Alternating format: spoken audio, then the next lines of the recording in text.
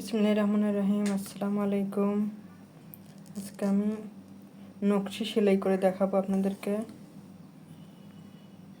খুব সহজেই নকশি সেলাই কিভাবে করতে হয় সেটি আপনাদেরকে দেখিয়ে দিচ্ছি।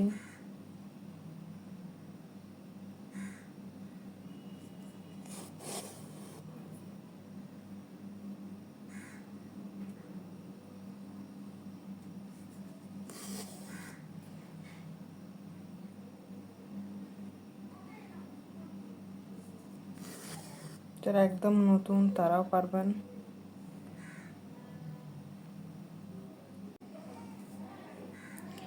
আমি একই পাশে বারবার সুতা টানবো।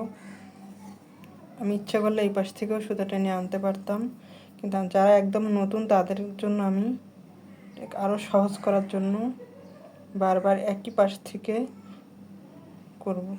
সেলাইয়ের ফোর দিব। প্রত্যেকবার সেলাইয়ের মাঝখান থেকে একটু উপরে নেবেন। দেখবেন খুব সহজেই খুব সুন্দর একটি নকশি সেলাই হয়ে যাবে।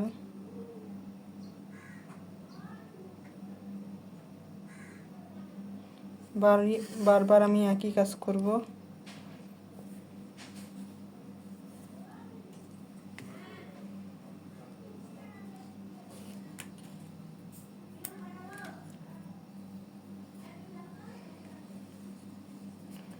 আবার আমি এখানে মাঝখান থেকে সুতাটা তুলব। দেখুন, এভাবে আপনাদের ইচ্ছে করে 5 বার 7 বার দিতে পারেন।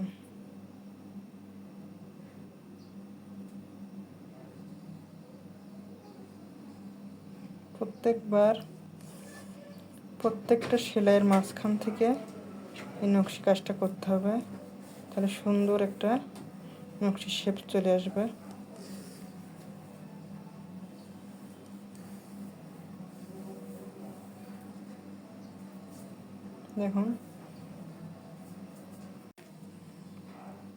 দেখুন আমি আবার মাঝখানে উঠিয়েছি। এইভাবে প্রতিবার সেলাইয়ের মাঝ থেকে ফোর তুলব আর সুন্দর একটি নকশি ডিজাইন তৈরি হয়ে যাবে। খুব সহজ এই সেলাইটা। জানলে অবশ্য সব সেলাই সহজ, তারপরেও শেখার তো কোনো শেষ নেই।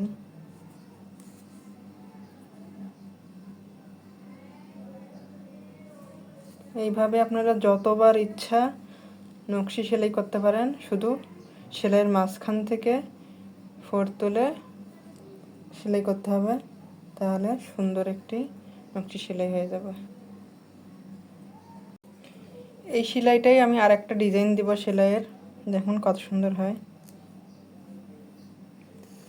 এটাও মাঝখান থেকে নিব, কিন্তু এই পাশে সম্পূর্ণ সেলাইটাই এই পাশ থেকে নিতে হবে।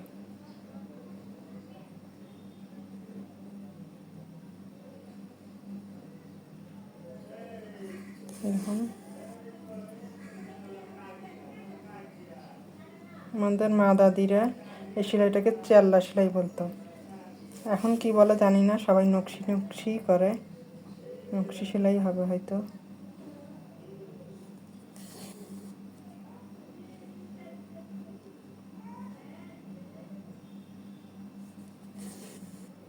প্রত্যেকবার সেলাইয়ের মাঝের থেকে সেলাই নিয়ে একটু উপরে সেলাইটা আমি দিলাম।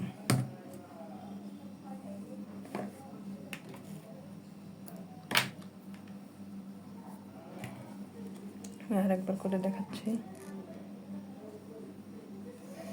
প্রতিবার সেলাইয়ের মাঝ থেকে আমি নেব, সুন্দর একটি আস্তে আস্তে শেপ হয়ে যাবে।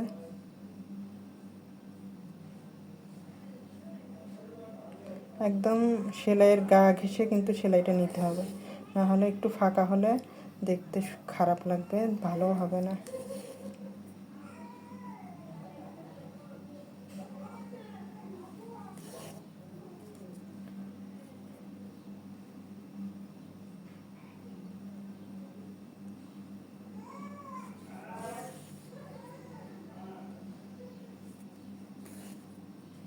দেখুন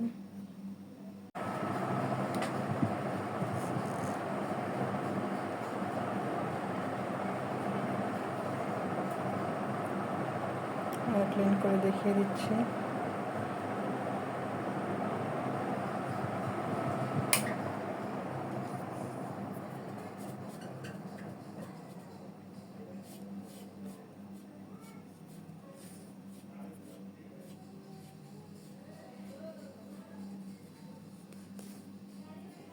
এটা মূলত কাঁথার সেলাই, কাঁথার নকশির সেলাই। তো এখন অনেকে জামার মধ্যে, শাড়ির মধ্যে করে, ভালো লাগে দেখতে। এখন কত সুন্দর হয়েছে। আশা করি বুঝতে পেরেছি। আমার ভিডিওটি যদি আপনাদের ভালো লাগে, লাইক কমেন্ট শেয়ার দিয়ে আমার পাশে থাকবেন। আল্লাহ হাফেজ।